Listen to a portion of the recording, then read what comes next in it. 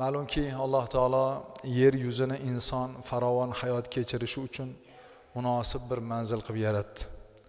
Unda son sanoqsiz nozi ne'matlarni barpo qildi. Hatto oyatlarining birida Astaizu billah va in ta'uddu ni'matallohi la tuhsuha. Alloh taoloning ne'matlarini hisob-kitob qilaman desanglar, oxiriga yeta olmaysizlar deydi. Alloh taolo Qur'oni Karimda bu mavzumizni umumiy o'laroq bir oyat bilan shunday marhamat qiladi. A'udhu billahi minash shaytonir rojim. Huvallazi xalaqa lakum ma fil ardi jami'a. Sadaqallohul azim. U shunday zotki, sizlar uchun yerda barcha narsalarni yaratdi. Yerdagi yaralgan barcha narsalar inson uchun. Lakum degani li ajlikum debdi mufassirlar. Ya'ni shu dunyoda nimaiki bizni ko'zimizni quvontiradi, bizga nimaiki foyda keltiradi, biz uchun yaralgan. Agar inson bo'lmasa, bu narsalarning qadr-qiymati yo'q. Mufassirlar yerda insonlar uchun yaratilgan narsani bir tafakkur qilsin deydilar. Daryo va dengizlar va undagi barcha mavjudotlar inson uchun. Suvni ichamiz. Suvni icha olmaydiganimiz bo'lsa, uni ichidagi baliqlardan iste'mol qilamiz. Yer yuzida yana bizga Alloh taolo daraxtlar va o'simliklarni yaratdi. Ularning ba'zisini mevasini yeymiz, ba'zisini suvini ichamiz, ba'zidan o'tin qilib foydalanamiz, ba'zidan soya qilib foydalanamiz, ba'zida uyimizni quramiz.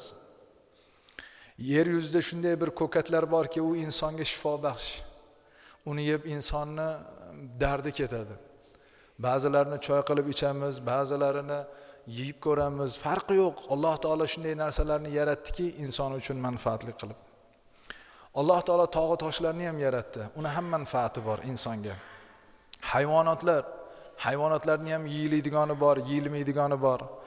Minilaydigani bor, ishlatiladigan bor. Tomosha qilib ko'zingiz quvnaydigani bor. Qushlar va hasharotlar ham xuddi shunday. Va shu bilan bir qatorda yerda tagida ham insonga bir necha qazilma boyliklarni berganki, hammasi inson uchun. Alloh taolo ana shuni hammasini bizga musahhar qildi. Eng qizig'i, buni foydalanadigan insonlar tarkibi bilan qanday yaralganini bilish shart emas. Ishlataveradi. Faqatgina foydali zararini ajratadi, halol haromni ajratadi. Yer yuzida yaralgan narsani hammasini iste'mol qilinmaydi, halol haromi bor. Va hamma narsa bizga foyda keltirmasligi mumkin, foydali zararligi bor. Inson ana shu narsani aql ishlatib foydalanadi xolos. Tasavvur qiling, mashina olgan inson mashinani boshdan oyoq qanday yaratgan, kim yaratgan, nima qilgan demaydi-yu. Necha yoqilg'i yeydi deydi. Ha, shunaqa desa shuni quyib mashinani haydash bo'lsa bo'ldi, ketaveradi, foydalanaveradi. Dunyodagi yaralgan, biz uchun yaralgan narsalar ham shu. Uni tarkibini bilmasak ham, foyda zararni bilsak bo'ldi. O'shandan foydalanib hayot kechiraveramiz. Shunday ekan inson bu narsalarni Alloh taolo yaratganini tafakkur qilib, ana shu yaratgan zotga quloq tutishi va bergan narsalardan to'g'ri foydalanish kerak. Agar tabiatga nisbatan oqilona foydalanmasa, asrab avaylamasa, Alloh taolo bu amonatni yana qaytib olishligini oyatlarda aytadi. Zero Alloh taolo yashab turgan zaminimizni ozoda saqlashga, obod qilishga, bergan ne'matlarni asrab avaylashga, buzg'unchilik qilishni, atrof muhitni zarar yetkazishdan qaytaradi. Oyatlarning birida wala tufsidu fil ardi ba'da islahiha. Alloh taolo yer yuzini isloh qilganidan keyin buzg'unchilik qilmang deydi.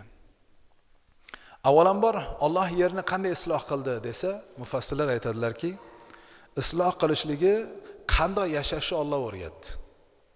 Qanday qilib payg'ambarlarni yubordi. Butun insoniyatlarga payg'ambarlar yuborilgan. Xususan biz ummatga ham to qiyomatgacha o'zgarmas bir Qur'onni olib kelgan payg'ambar alayhisalomni yubordi. Payg'ambar alayhisalom bizga nozil bo'lgan oyatni tushuntirib berdilar. O'zlarining hadislari bilan hayotda qanday yashash tushuntirib berdilar.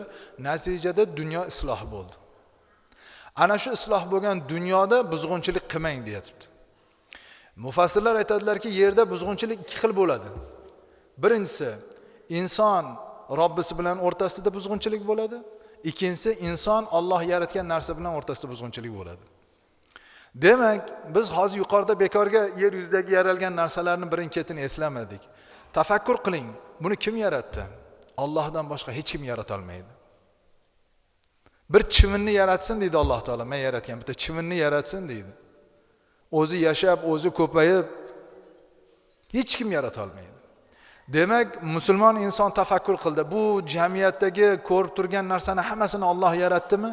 Birinchi Alloh taolo yerda buzg'unchilik qilmang degani o'ziga nisbatan buzg'unchilik qilmang. Endi nima desa shuni qiling. Banda o'laroq sizga qanday ibodatni buyurgan bo'lsa shuni qiling. Nimadan qaytargan bo'lsa shundan qayting.